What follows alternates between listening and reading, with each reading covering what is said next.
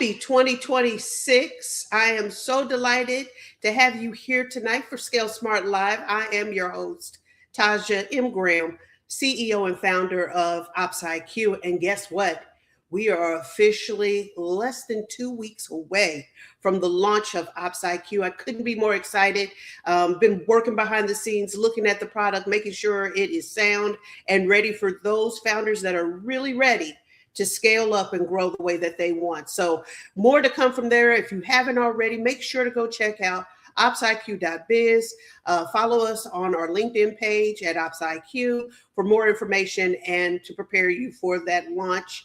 But tonight, I am thrilled to have someone that I have called friend, and I'm so excited to have Robert Feld with us here tonight. Robert Feld is the global CIO of Adler Advisors, but more importantly, and you'll find this tonight during our conversation, he blends his visionary tech leadership with a people-first approach. And he champions empathy, trust, and meaningful impact at every level of an organization as it grows. And so tonight you'll see that through the theme of our evening and the many subjects that we will cover. But welcome, my friend Rob, to the show tonight. I'm so glad to have you. Tell us a little bit more about yourself.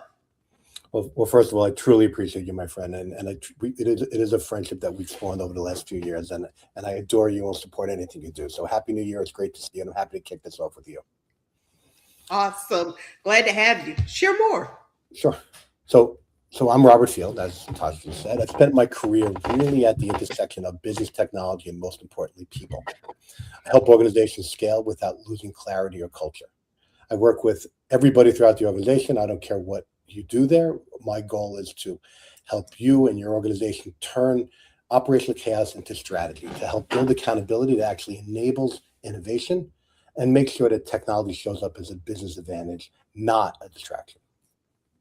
I love it. And it fits within our topic for tonight, how to do that in the midst of chaos, and have sustainable growth. So let's jump into it. You mentioned it so well, the importance of working throughout all of the team dynamic, when you're building for that growth.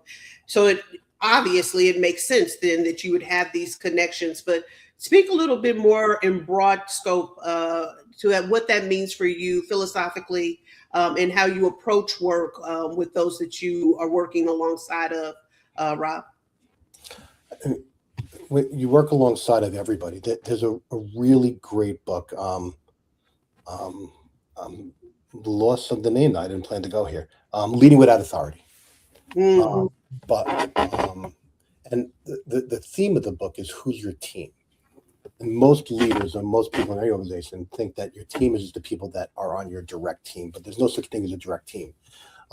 We've collaborated on topics before, and your network you build, and I always say your network is your net worth. Building a team of people to understand that it isn't confined by the boundaries of your organization or your department, but it's really enhanced exponentially by understanding the value that everybody brings, playing to their strengths, not their weaknesses, and find someone else to handle the weaknesses because it might be their strength. And to me, that's what is critical about the network that you build, or the connections you have around you. They're the ones that help accelerate your growth. Yeah, and it's a lot like coaching, right? Even in the athletic space, right? You know exactly where those players fit well within the playbook, right? So being able to know their unique talents and how they show up to deliver at excellence is important when you are building out that team dynamic, right? I used to use that term coaching in a professional setting for a long time, and it minimized the importance of having a coach in every aspect of your life. When you look at a great baseball player, they don't only have a head coach, they have a coach in everything, and they're hitting and they're fielding, etc.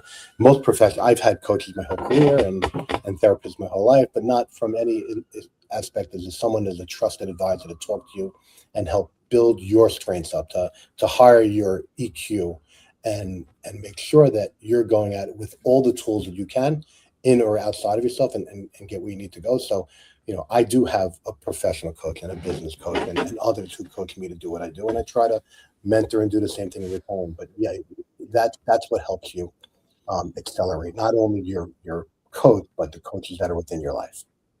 Yeah, and being able to look at you in the complete wholeness of who you are as an individual, right? I too have a coach and a mentor in Melissa Bassano, who's been on the show with us before, and I love the fact that even though she's not in the space of what I do on a day-to-day business aspect, she's able to pull in the very best and the essence of me to allow me to be complete in what I do here as the CEO and founder. So it's important that she's able to see it in full scope, right? To that. So talk to me a little bit more. You shared the value of the book. What other insights have you been able to pull away from the book that you find are beneficial to our topic of that connection and helping support through the chaos? It's interesting, and I'll tell you. Well, so every company, every growing company experiences chaos, and what that chaos means is it's healthy. It's not unhealthy to have chaos. It's just chaos is proof that there's momentum. Um, Yeah. the real risk from a chaos perspective is when you try to suppress it instead of turning it into an opportunity. So Mm. one of my very, very favorite experiences I took away from that book, I had a tremendous resource on my team that wanted a promotion. And I didn't want to give him reading homework, but he came to me and said, I'm ready for the next stage of my career. And I said, sure, tell me, and he was very, very brilliant, but starting his career out in understanding the value of others. So I said, how is IT doing within our organization? Um, and he says, we're doing great. So I said, do me a favor, write me a presentation on that. Build me something and take your time, whatever you need. And within a day, he had a beautiful 6 or 7 page PowerPoint presentation on how great IT is doing. And then that's where the book comes to play. So before I read his presentation, and he didn't know at this point that I read it right when he left the office, I said, how do you know? Who have you asked? Who's told you we're doing a good job? How do you prove to? And that sparked him to go to the next step. Where is your team? And he had to understand the team wasn't IT; it was everybody in the organization. So he went out and he started talking to other people on how IT is doing. And he came back and revised the presentation. He says, "Well, we're doing okay." I said, well, "Why not great?" He says, "Well, there are areas we can improve on because I got feedback from others." And he listed all these areas of improvement. And I asked him, "Well, how do we fix it?" He says, "I don't know." I said, "Go find more people." So I went and I told the same people he met with that they couldn't respond to him, and he had to find new people. And it taught him a lot of value about where to find all of his resources from, that there's no stone you don't want to unturn an organization, because everybody's going to have some opinion of what's happening and how to make it better. And you aggregate all those opinions, and then you come up with your strategy on how you can help clean up your chaos, right? And Yeah. that's where we're turning that noise or that signal that we're getting from everybody into strategy. And that strategy, it's not about predicting the future. It's about deciding what deserves attention today so you could be Mm. more effective going forward in the future. And those are simple strategies, short list of priorities, clear trade-offs, metrics that people understand and can achieve. And from there you can really get a great roadmap on what happens by those people in and out of your organization that have been there and done that without you having to reinvent the wheel. But using those people, and this book was great, but using those resources outside of your own head, where we get caught up sometimes when we're caught up in chaos. Yeah. And I love that from the perspective of leadership, right? Allowing and giving autonomy to that player to go and source, the where we are, where the touch point is, and where we could do better. That buy-in is critical, so that they know how they can make impact to it. So I love that, Robert. That's a great point. It sounds like a good book for me to get involved in and read myself. Absolutely. I Oh, appreciate that. and he wrote another book, Never Eat Alone. I think it's Keith Franzelli. Really, really great author. Really, really Yeah. great way to move through life. Absolutely. So let's talk to one of our subtopics tonight, if you're ready for it, Sure. which would be, that's our biggest topic. Okay, the human side of scale, how to build accountability without killing innovation. Share with us your thoughts here. So I don't think most organizations, I don't think they struggle with accountability. I think most organizations struggle with unclear expectations. When people don't know what success looks like, accountability feels sort of punitive instead of empowering. And I think the human side of scale is about pairing the clarity of your strategy with trust and define outcomes. Not every step of the way needs to have a specific outcome, but define outcomes that you want to attain, and give people the opportunity to feel like they own it and they're responsible. Innovation dies when people feel like they're monitored or micromanaged or something, but it thrives when they feel responsible. So give them control on helping push to their solution, not your solution. It doesn't have to be my answer; it's our answer, and we get there together once we agree on it. I mean, for me, the best leaders that I've ever worked with understand that accountability is not about control; it's about ownership and giving people space to think, and understanding that if you're very clear about the results, that's what matters. It doesn't really matter how you get there. You can be my way, your way, but your way getting there to an agreed upon solution helps your growth and helps you see what's important, and then creates a sense of pride in the ownership of what you deliver. Yeah, I love that. I was just talking to a newly appointed manager earlier this week about, hey, here's the thing. If you ever read the book Good Great by Jim Collins, right, he references, what makes good and where great goes. And I said, if you can define what good is in the role and expectations, and then allow for them to define what great would look like, right? You got the buy-in, and they're going to want to get to great because they know that meets and exceeds expectation, right? So I love the premise of, giving them that autonomy to be able to express how they show up to the expectations, right? That is brilliant. I love this. Jonathan Gravis, my buddy Jonathan, JG. I build accountability by engaging the team in the process and setting up the accountability plans. Yes, the plan is ours, not mine. You're right. I love that. Accountability has to align from top to bottom of the organization. Any thoughts on JG's comment there? So I like that we're calling him JG, but so absolutely right. It's giving ownership to the process, to everybody, not just dictating what the solution is. And what JG brings up, and we touched on it earlier, but the important thing here is that this will create the opportunity for solidifying your culture. I do think that, and I'm a big believer, is culture is defined and becomes very clear and revealed when you're under pressure. And if accountability only shows up when things go wrong, people stop taking risks. But if you give them the opportunity to do this, you're building a culture of collaboration, of innovation. But it needs safety and psychological safety. And safety without accountability really becomes the true chaos that nobody needs, right? But what JG is talking about here is giving people their own accountability to thrive and grow and feel the pride of ownership of what they have, because it's ours plan, not mine. Yeah, I oftentimes in startups and smaller organizations, when you're trying to define what that culture really means, the psychological safety of it, Robert, I'm glad that you bring this up, because when under pressure, and when you're trying to get to a level that sometimes gets overlooked. How do you maintain that in scenarios where there is external pressures coming into the organization, or the internal issues seem to become paramount? How do you keep that level of safety and the trust intact? What does that look like? So I think if you get rid of it, that's the problem. Keeping that safety and trust is paramount to having a successful organization. When those external sources come in, and you make sure the teams know they won't be punished for thoughtful experimentation, that they'll be held accountable for avoiding their responsibility when that external sources come in, then they'll become much more creative, and the execution will become much more seamless to the process. I think that the culture of an organization is really important in ignoring external pressures that distract you from what your goal is. It's a cultural issue, not a person, not a project issue. Yeah, yeah, absolutely. Absolutely. Well, let's see. Let's talk to our next topic here tonight.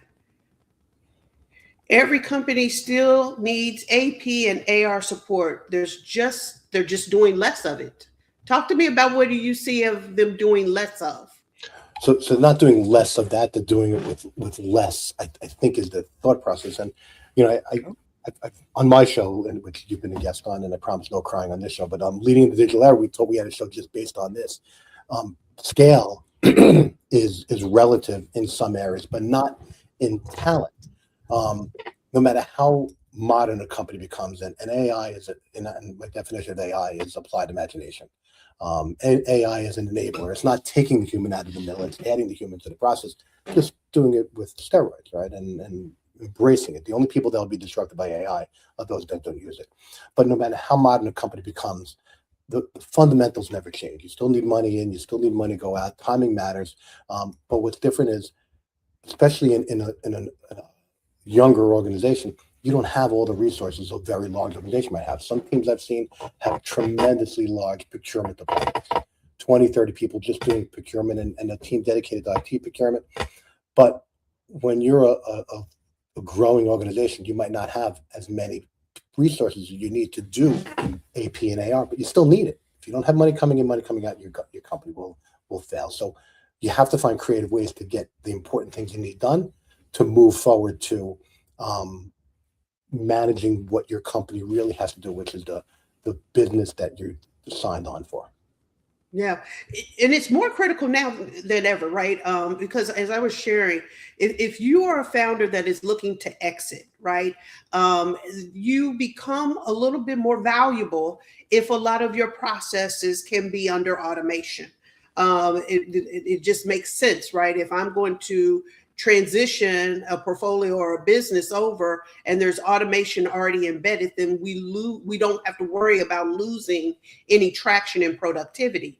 Now, the human nature, the humanality of what we have to do in having presence there is still very important. But if we can put that at highest of levels of touch point, right, within these organizations, it makes it so much more valuable when you're considering that exit. What do you think on that? So, regardless of whether it's a company looking for an exit or not, what's today is different is the margin of error. Companies are running leaner, moving fast, operating with less tolerance for friction. These things don't disappear regardless of your organization. If you're looking for an exit, it's important to understand that all these things need to happen, but with the right people in the right place. Right. But they all become pressure points to ensure success of that organization, whether it's an exit or go public, or you're responding to board members. Pushing the envelope in the areas that are important to the organization is relative in the role you play, but important to ensure that the company's successful and people don't lose sight of that. The noise and the chaos have to become something that is an enabler for you to deliver a better product, which makes you more lucrative to someone who potentially will be helping you exit or buying your organization. Yeah, that's a very good point. And those that are early founders, are startup founders, the more you can push yourself, like Rob was saying, to looking at these ways of efficiencies, the better off you will be in being able to continue to grow what is the business that you're in. So early adaptation is definitely, I think, key when you can do so, be it with investment or time or creativity. I think it's important to do that early on as quickly as you can, right?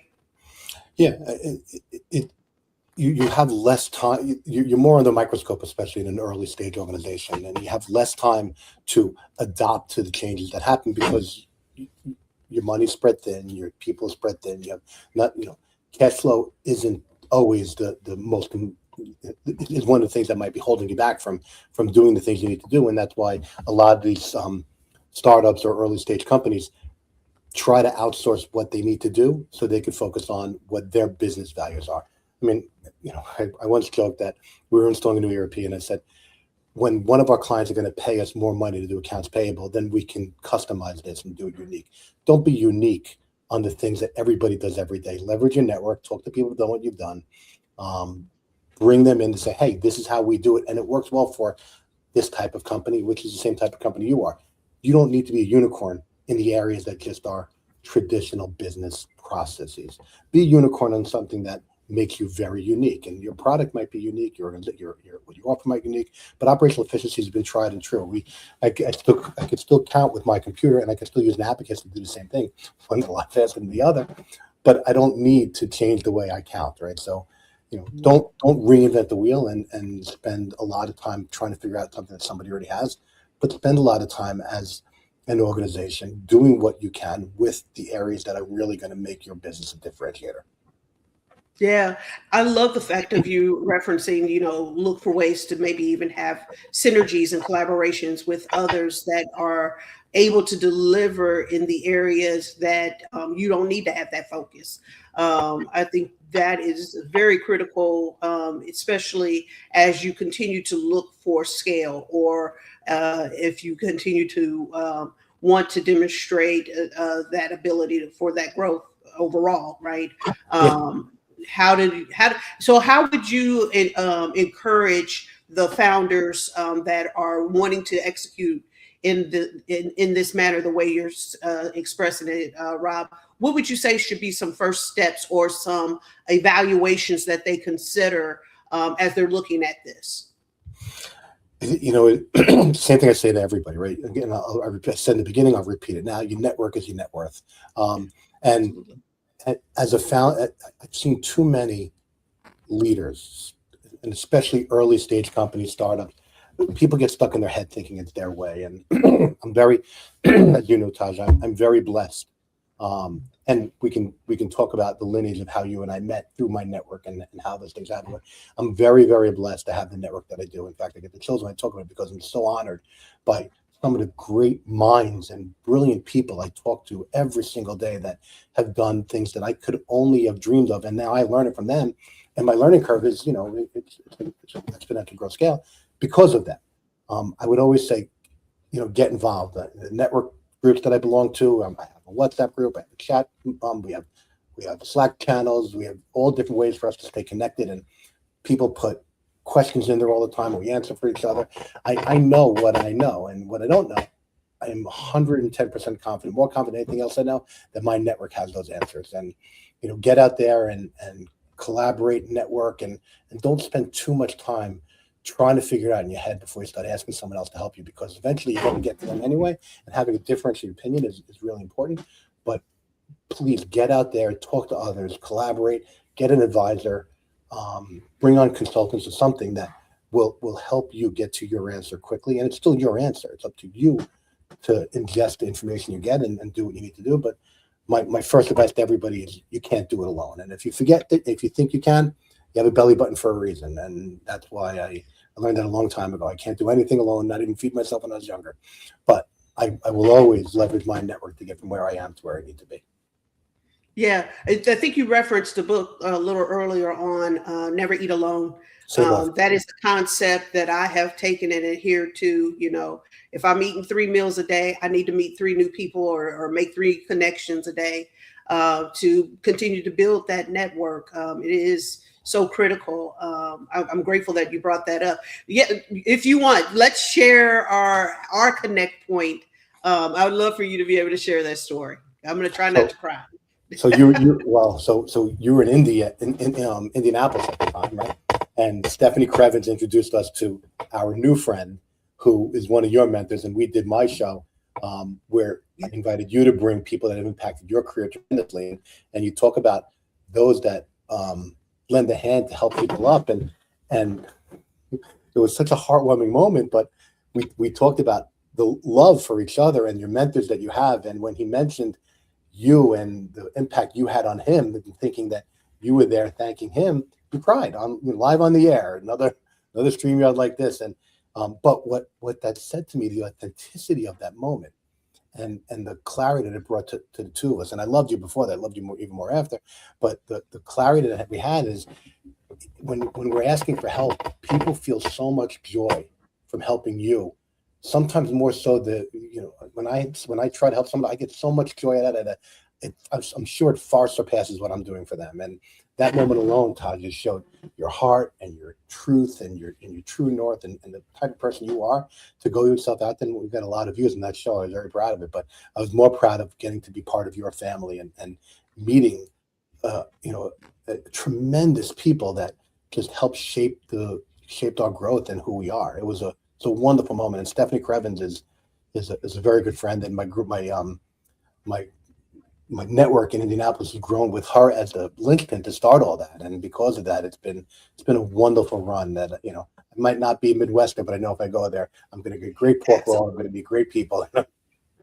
Absolutely. Thank you, Stephanie. If you happen to hear this or see this video, we are so grateful for you connecting us. I couldn't be more thrilled about that. And you're right. I am a big believer in karma, that what I put into the universe will come back to me. And anything that I have, been able to gain, learn, identify with, I am willing to share with others.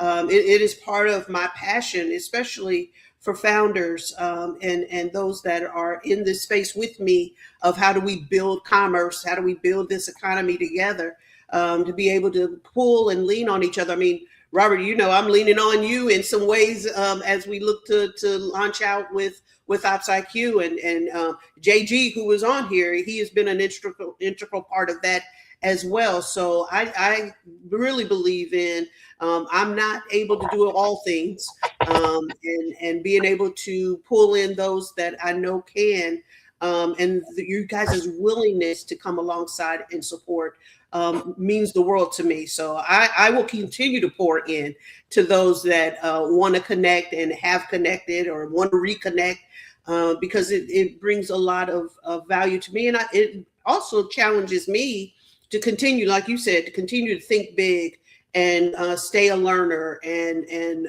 hear different perspectives, more diverse perspectives. I think those things matter, especially as we are leading team dynamics or we're founders and owners of business, right? Absolutely appreciate that. I think we missed the topic. I think I ran so fast to get to discussions. So just see if you could pull back up what was the very first topic for us tonight. Hopefully we actually, I think we did cover. So yeah, we touched on this. We did cover that. Okay. Yeah. And we talked about the human side of things. Yeah. Any thoughts? Yeah. So we were pulling through these. I love being you, efficient, my friend, and how you absolutely are able to bring a full wellness to organizations, to these team dynamics. Share with us additional perspectives that you're seeing in the marketplace relative to what we talked about tonight. What are some other takeaways that our viewers tonight might be able to glean from with you? Because I know you have a wealth of things that you would share in this space. So a lot of what I've seen, and I think, and again, I'm going to lean back into the network, and we've seen a lot of work with AI and a lot of work with automation, innovation. People talk about those keywords, but I don't want to get lost in the fact that companies will not scale because of technology. They're not going to scale because of their product. They're going to grow because they have a strategy, they have people, they have operations, and they all work together. It's not an independent process, and you scale together with everybody. If you feel that you're stuck or you feel that your organization is at a pivotal point where you need to make a decision to go in a direction, it's an everybody decision. And if you don't, you'll break alone. And that's where I think the rapid change of everything, the exponential growth that we're seeing in all areas of business and technology, will scale because of not only the pace and change of technology, but the pace and change that we can now connect with people and understand how to do this better and how to be more efficient together, not alone. And I really, really want to emphasize the fact that this year is going to be more about understanding what's happening, less of just figuring it out, but understanding what's happening by reaching out and touching not touching someone in a bad way, but reaching out and connecting and growing together. Yeah.